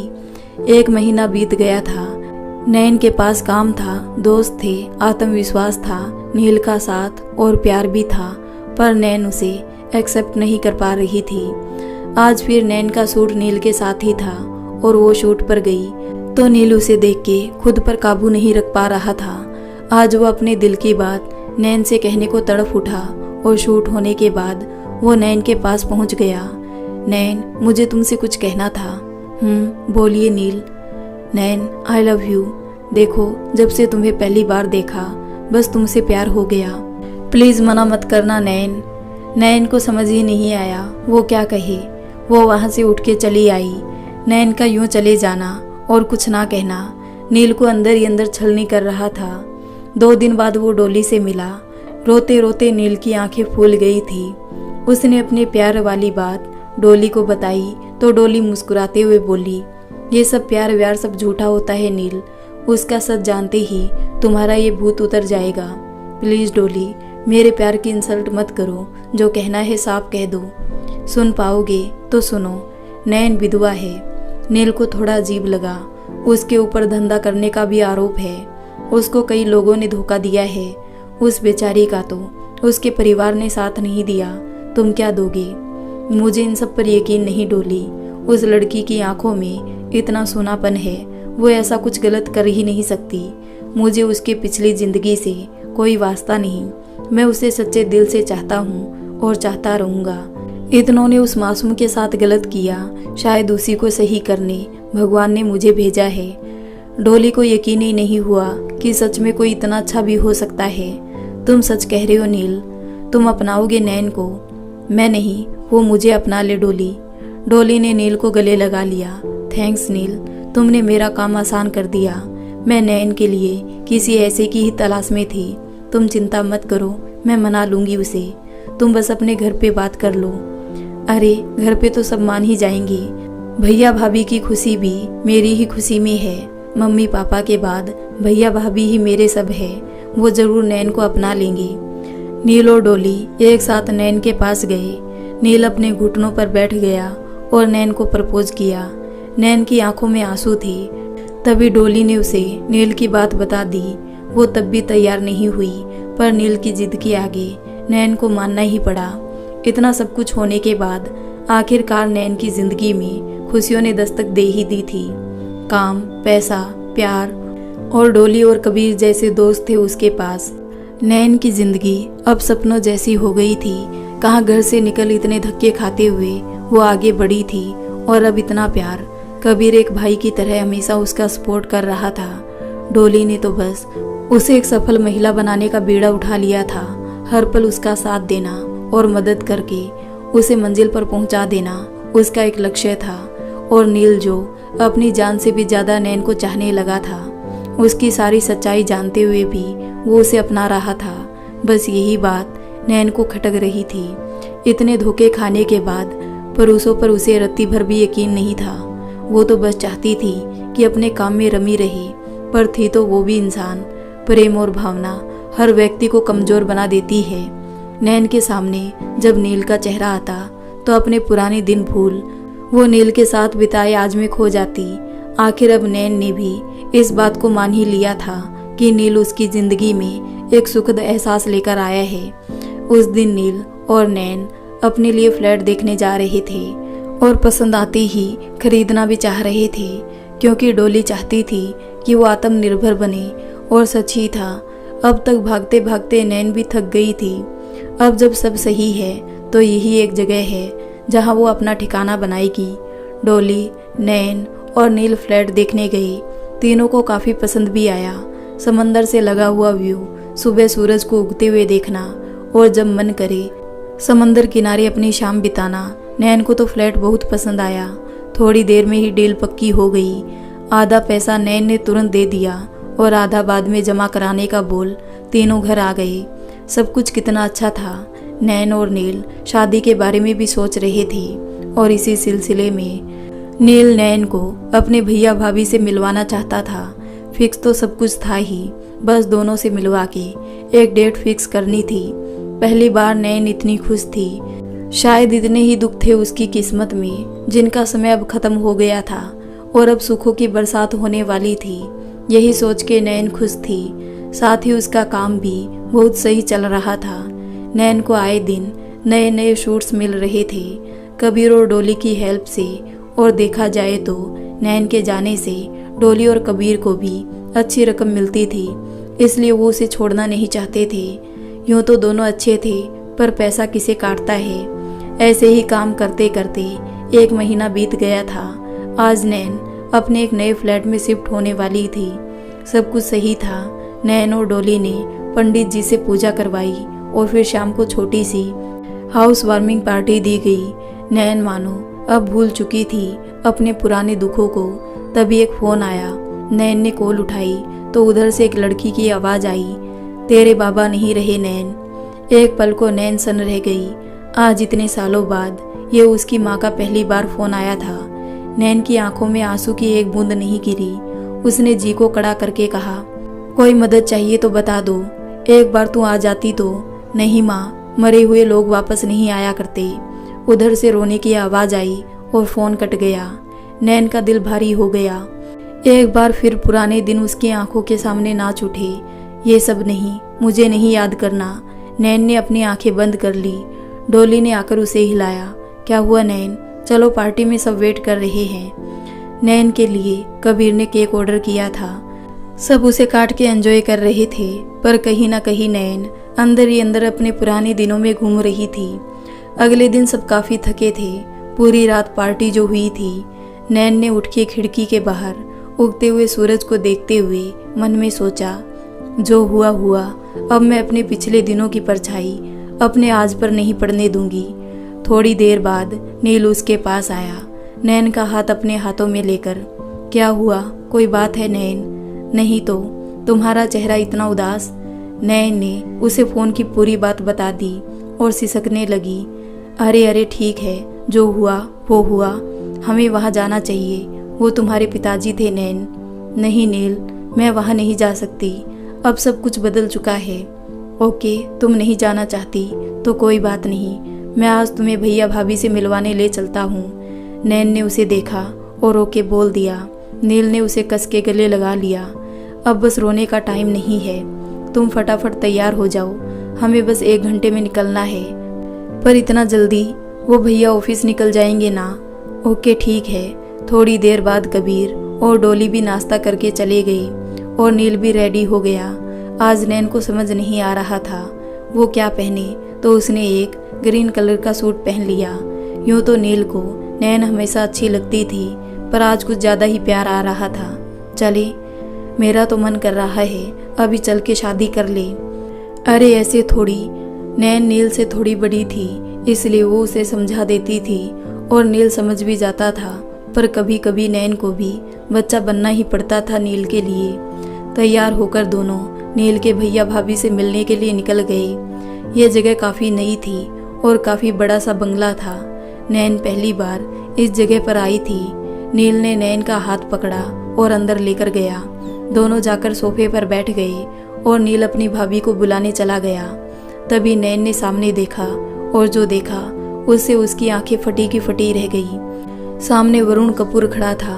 तुम यहाँ क्या लेने आई हो अब? तब तक नील भी मालिनी के साथ बाहर आ गया। भाभी, इसी की बात कर रहा था मैं, इनसे मिलो।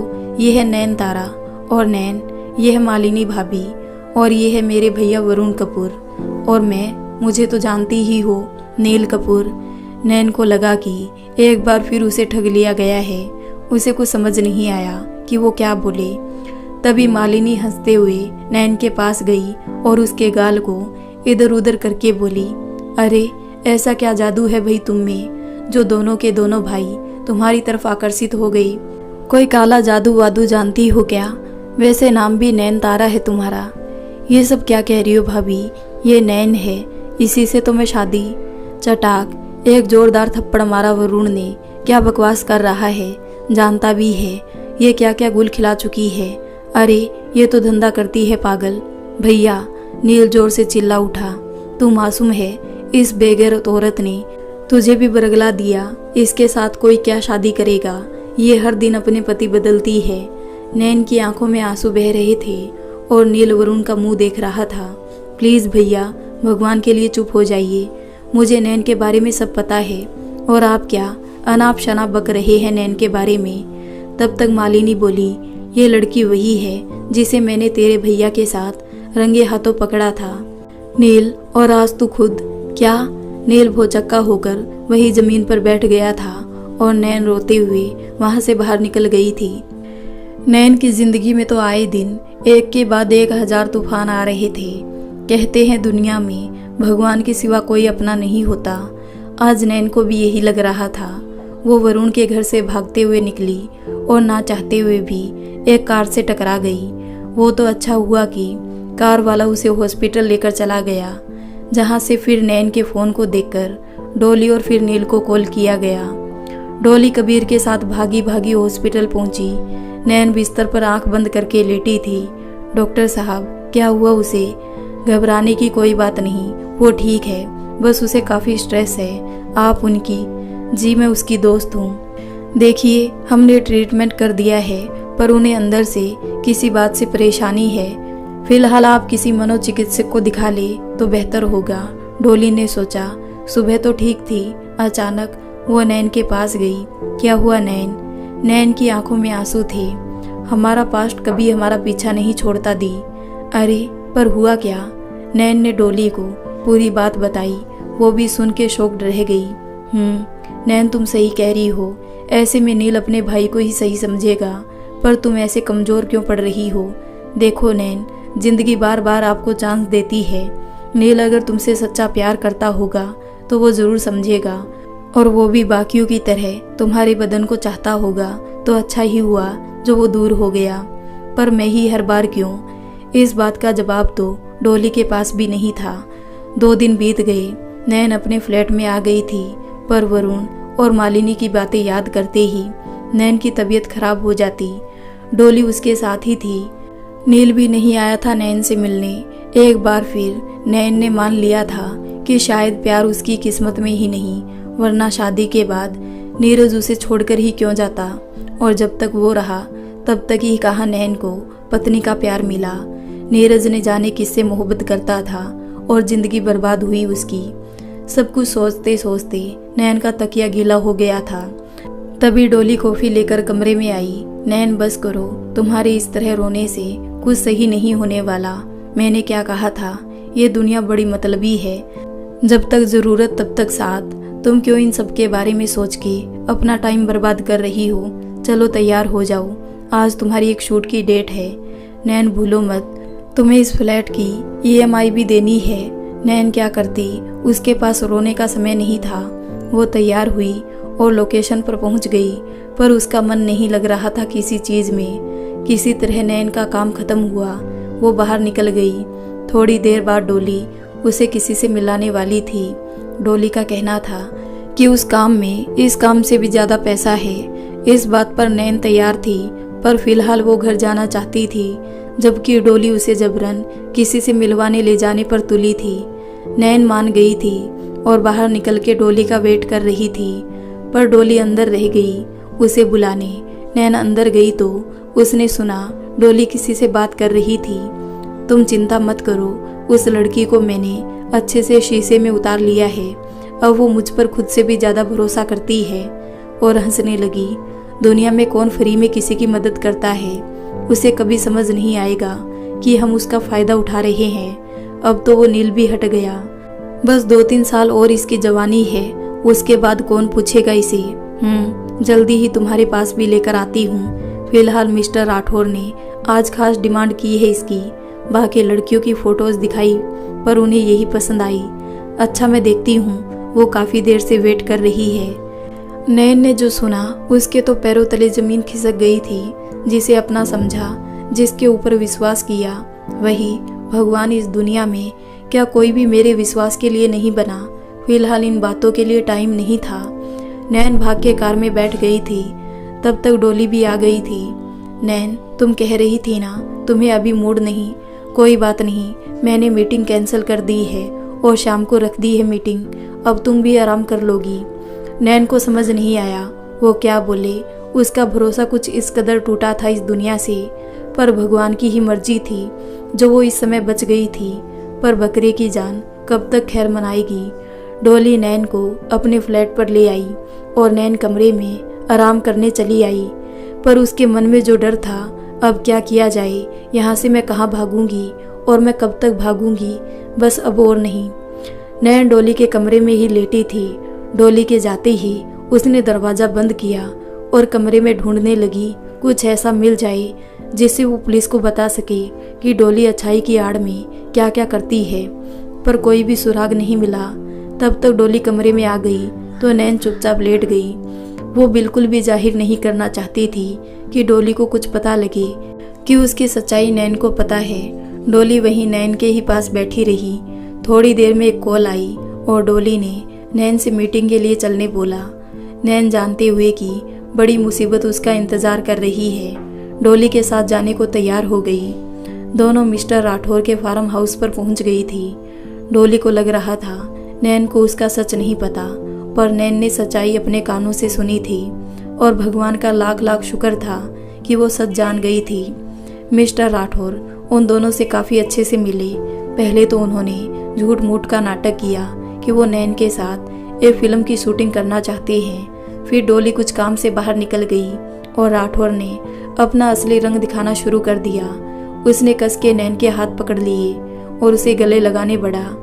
तभी नैन ने पास रखा फ्लावर पॉट उठा के उसके सिर पे मारा और अपना फ़ोन उठा के बोली, आगे बढ़े तो जान लेना, तुम्हारी पूरी रिकॉर्डिंग इस फ़ोन में है। राठौर 2 मिनट के लिए चुप हो गया, पर अगले ही पल वो नैन की तरफ झपटा। तब तक किसी ने कमरे का दरवाज़ा खटखटा दिया। जल्दी से नैन ने दरवाज़ा खोला तो बाहर नील पुलिस के साथ खड़ा था और डोली भी पुलिस के हत्थे पड़ गई थी। पुलिस अंदर आ गई थी और ये बताने की ज़रूरत ही नहीं थी कि अंदर क्या हुआ होगा। राठौर पुलिस की हिरासत में था और डोली भी। पुलिस उन दोनों को लेकर चली गई थी। नैन अब तक कांप रही थी। नील ने उसे संभाला। अच्छा हुआ जो तुमने मुझे बता दिया था। तुम्हारी लोकेशन ट्रैक करके हम यहाँ तक पहुँचे। नैन बिल्कुल शांत थी। नील ने उसे अपनी कार में बैठाया और नैन के फ्लैट ले आया। नैन नील के साथ अपने फ्लैट में बैठी थी। डर, उलझन, खामोशी, धोखा, कितना कुछ उसके अंदर चल रहा था। नील उठ के किचन में गया और 2 कप कॉफ़ी बना के वापस आया। ये लो, पी लो, रिलैक्स लगेगा। नैन ने कॉफ़ी ले ली और घूंट भरने लगी। क्या सोच रही हो? यही कि दुनिया में मुझे जो भी मिला उसने हमेशा मेरा फ़ायदा उठाने की कोशिश क्यों की? क्या शादी करके ही एक औरत सुरक्षित और सेफ रह सकती है? नैन, मैं जानता हूँ तुमने जो कुछ भी बर्दाश्त किया एक आदमी होकर भी ये सब सुन के मेरे रोंगटे खड़े हो जाते हैं। पर तुम बहादुर हो, क्या फ़ायदा ऐसी बहादुरी का? मेरा जीना ही किस काम का है? मैं मर जाना चाहती हूँ। नहीं नैन, नील ने उसके मुंह पर हाथ रख दिया। ऐसा सोचना भी मत। तो क्या करूँ? किसके लिए जीऊँ? अपने लिए जियो, अपनी जैसी औरतों के लिए जियो। ज़रूरी नहीं हमेशा एक आदमी के कंधे की ही ज़रूरत हो। तुम अपने आप में पूर्ण हो नैन। पर क्या? कब तक तुम्हें दूसरों की ज़रूरत पड़ेगी? बोलो। एक बात बोलूँ, माँ पापा की मौत के बाद मैं काफ़ी अकेला हो गया था। उस वक्त मेरे काम ने मुझे पूरा किया। तुम बस अपने काम में रम जाओ और पूरी दुनिया तुम्हारे कदमों में होगी। नहीं करनी मुझे दुनिया कदमों में। नैन ने आंखों में आंसू भर के कहा। तो मैं आ जाता हूँ कदमों में। नील ने मुस्कुराते हुए नैन के पैरों के पास बैठ गया। अरे उठो। नहीं, कुछ मांगना है तुमसे, मुझसे। बोलो, ना नहीं करोगी? पर नील ने नैन का हाथ अपने हाथों में लिया। मैं तुम जैसी बहादुर लड़की को अपना जीवन साथी बनाना चाहता हूँ। बोलो, करोगी मुझसे शादी? लेकिन वो नैन, बोलो करोगी? पर नील, तुम्हारे भैया भाभी, ये समाज, मेरा सच जानकर भी तुम। नैन, मुझे कोई फर्क नहीं पड़ता कि तुमने पास्ट में क्या किया, कैसे किया, क्यों किया। ये सवाल तुमने तो कभी मुझसे नहीं पूछा। कभी तुमने जानने की कोशिश नहीं की कि मेरा पास्ट क्या था। जब आदमियों का पास्ट उनके वर्तमान को खराब नहीं करता तो लड़कियों का क्यों? नैन, मैं जानता हूँ वरुण भैया ने तुम्हारे साथ गलत किया था। मैं उन्हें बचपन से जानता हूँ, उनका व्यवहार, उनका व्यक्तित्व। और अब मैं तुम्हें भी जानता हूँ। मैं तुमसे प्यार करता हूँ नैन। तुम अच्छे चेहरे से ज़्यादा अच्छे दिल की मालकिन हो। बोलो नैन, विल यू मैरी मी? नैन नील के गले लग जाती है। नील, मैं तुमसे शादी करूँगी। नील भी कस के नैन को खुद से चिपका लेता है। अगले ही दिन दोनों कोर्ट में जाकर शादी कर लेते हैं। नील के कुछ दोस्त और कलीग के सामने दोनों शादी कर लेते हैं और शाम को दोस्तों को एक छोटी सी पार्टी दे देते हैं। अगली सुबह, जल्दी तैयार हो जाओ नैन, हमें बाहर जाना है। अरे पर आज कहाँ? सरप्राइज है। नैन और नील तैयार होकर एयरपोर्ट पर जाते हैं। फिर नील नैन की आंखों पर पट्टी बांध देता है और नैन को लेकर जाता है। जब नैन उस जगह पहुंच जाती है तो उसकी पट्टी खोल देता है। सामने नैन की माँ, उसकी बहन, भाई, जीजा सब खड़े होते हैं। नैन एकदम से चौंक जाती है। उसकी माँ उसके पास आकर उसे गले लगा लेती है। हमें माफ़ कर दो बेटा, इस समाज के डर के आगे हम भूल ही गए थे कि तुम भी इंसान हो। जो भी किया उसकी माफ़ी मिलनी तो मुश्किल है, पर फिर भी माफ़ कर दो। नैन की आंखों में आंसू थे। वो अपनी माँ के गले लग गई। अपनी तीनों बहनों से भी मिली। उसके जीजा ने भी उससे माफ़ी मांगी। सबसे मिलके नैन को बहुत अच्छा लगा। मिलके वो अपने घर वापस आ गई। थैंक्स नील। किस बात का थैंक्स? अब आप मेरी अर्धांगिनी है, समझी? तो ये सॉरी थैंक यू भूल जाओ। कुछ देना है तो एक किस। नैन शर्मा के उसके गले लग गई। अच्छा अब सो जाओ, कल शूट स्टार्ट है और मैं चाहता हूँ कि मेरी बीबी सबसे अच्छी मॉडल बने। नील के आने से नैन की जिंदगी बदल गई थी। जिस प्यार, विश्वास और इज्जत की कमी थी वो पूरी हो गई थी। सब कुछ एक सपने की तरह हो गया था। नैन एक मशहूर मॉडल बन चुकी थी। उसके 2 बच्चे हैं, नैना और निहाल। नील और नैन सबसे अच्छे कपल माने जाते हैं। हाल ही में दोनों एक best couple of the year का अवार्ड भी मिला है। सो नैन, तारा और नील की जिंदगी एक खुशनुमा सफर की तरह बीत रही है, क्योंकि जो दर्द दुख था वो अपना टाइम पूरा करके निकल गया था। तो दोस्तों, आपको ये कहानी कैसी लगी? अगर अच्छी लगी हो तो वीडियो को लाइक कर दे, हमारे चैनल को सब्सक्राइब कर ले।